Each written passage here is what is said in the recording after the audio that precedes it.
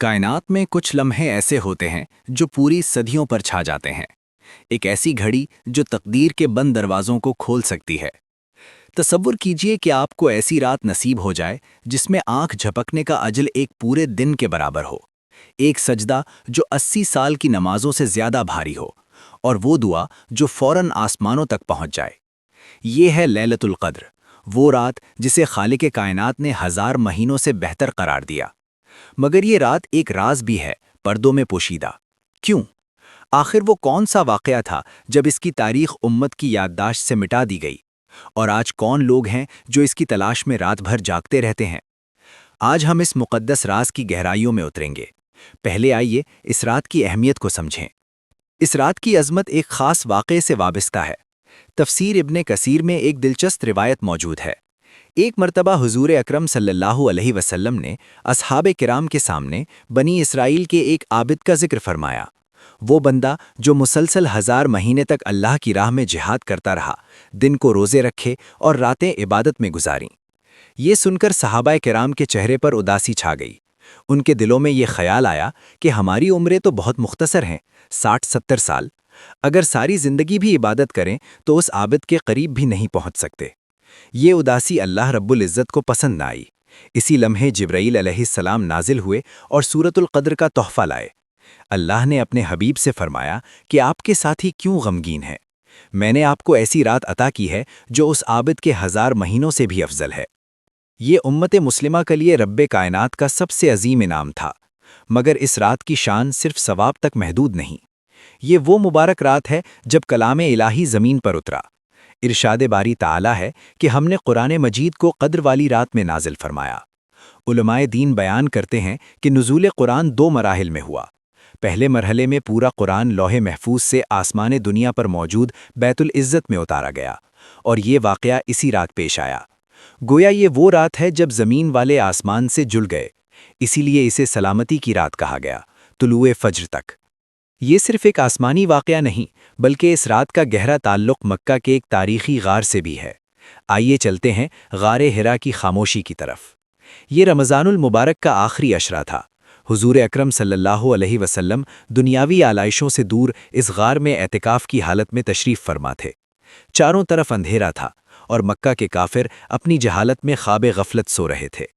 اچانک اس خاموشی کو ایک ایسی ہستی نے توڑا جس کے پروں کی وسط سے مشرق و مغرب ڈھک جاتے تھے۔ وہ جبرائیل علیہ السلام تھے، اور وہ نورانی تحفہ جو وہ لائے تھے وہ اسی لوح محفوظ کا حصہ تھا جس کا ذکر ابھی کیا۔ جبرائیل نے قریب آ کر ایک ایسا کلمہ کہا جس نے انسانی تاریخ کا رخ بدل دیا۔ انہوں نے فرمایا، اقرا، یعنی پڑھو۔ حضور اکرم صلی اللہ علیہ وسلم نے عرض کیا، میں پڑھنے والا نہیں ہوں۔ تب جبرائیل نے آپ صلی اللہ علیہ وسلم کو اتنی محبت سے سینے سے لگایا کہ آپ کو سانس روکنے کا احساس ہوا۔ یہ کوئی عام آغوش نہیں تھا، یہ نبوت کا بوجھ تھا جو منتقل ہو رہا تھا۔ جب تیسری بار جبرائیل نے آپ کو چھوڑا تو وہ آیات نازل ہوئیں، اقرا بسم ربک الذی خلق، پڑھو اپنے رب کے نام سے جس نے پیدا کیا۔ یہ شب قدر کی پہلی رات تھی جس نے دنیا کے اندھیروں کو ہمیشہ کی روشنی میں بدل دیا۔ یہ وہ رات تھی جب انسانیت کا رشتہ آسمان سے دوبارہ جوڑا گیا۔ اس رات کے بعد دنیا کبھی پہلے جیسی نہ رہی۔ مگر اب سوال یہ ہے کہ یہ رات کب آتی ہے؟ کیا ہمیں اس کی یقینی تاریخ معلوم ہے؟ ایک ایسا لمحہ آیا تھا جب یہ راز کھلنے والا تھا، لیکن انسانوں کی ایک غلطی نے اسے ہمیشہ کے لیے پوشیدہ کر دیا۔ صحیح بخاری کی متفق علیہ روایت ہے کہ حضور اکرم صلی اللہ علیہ وسلم ایک رات اپنے حجرے سے باہر تشریف لائے۔ آپ کا ارادہ تھا کہ اصحاب کرام کو شب قدر کی قطعی تاریخ بتا دیں، لیکن جو ہی آپ باہر آئے تو دیکھا کہ 2 مسلمان آپس میں جھگڑ رہے ہیں۔ ان کی آوازیں بلند تھیں، شیطان وہاں موجود تھا۔ آپ نے فرمایا کہ میں تمہیں شب قدر کی خبر دینے آیا تھا، لیکن ان دونوں کے جھگڑے کی وجہ سے وہ علم میرے دل سے اٹھا لیا گیا۔ سوچئے، 2 افراد کی لڑائی نے پوری امت کو اس یقینی علم سے محروم کر دیا۔ جھگڑا برکت کو کھا جاتا ہے، لیکن اللہ کے ہر فیصلے میں حکمت پوشیدہ ہوتی ہے۔ حضور اکرم صلی اللہ علیہ وسلم نے فرمایا کہ شاید یہ تمہارے لیے بہتر ہو۔ اگر یہ رات معلوم ہو جاتی تو لوگ صرف اسی رات عبادت کرتے اور باقی سال غفلت میں گزار دیتے۔ اسے چھپایا گیا تاکہ عاشق الہی اسے تلاش کریں، تاکہ رمضان کے آخری عشرے میں مساجد آباد رہیں۔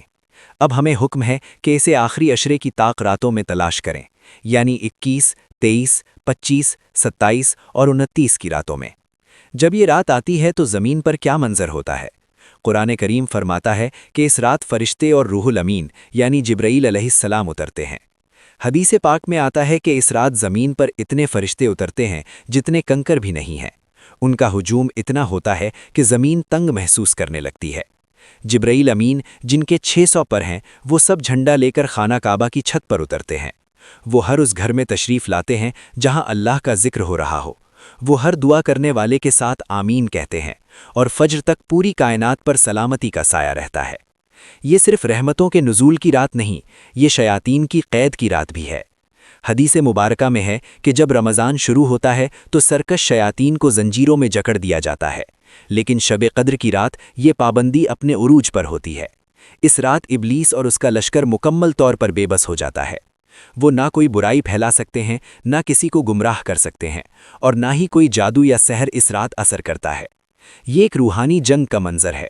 एक तरफ शयातीन जंजीरों में बंद तारीकियों में कैद हैं, दूसरी तरफ ज़मीन की हर मस्जिद, हर घर, हर सहरा में फ़रिश्तों का नूर बिखरा हुआ है। रिवायात बताती हैं कि फ़रिश्ते ज़मीन पर चलने वाले हर इबादत गार को सलाम करते हैं। जब कोई बंदा रात के अंधेरे में आंसू बहाकर अपने रब से कुछ मांगता है तो वो अकेला नहीं होता। जिब्राईल अमीन और लाखों फ़रिश्ते उसकी दुआ पर आमीन कहते हैं। तसव्वुर कीजिए आपकी दुआ और कायनात की सबसे पाकीज़ा मखलूक की आमीन। क्या ऐसी दुआ कभी रद्द हो सकती है? यही वजह है कि इस रात को 1000 महीनों से बेहतर करार दिया गया। अब सवाल ये है कि क्या हम इस रात को पहचान सकते हैं?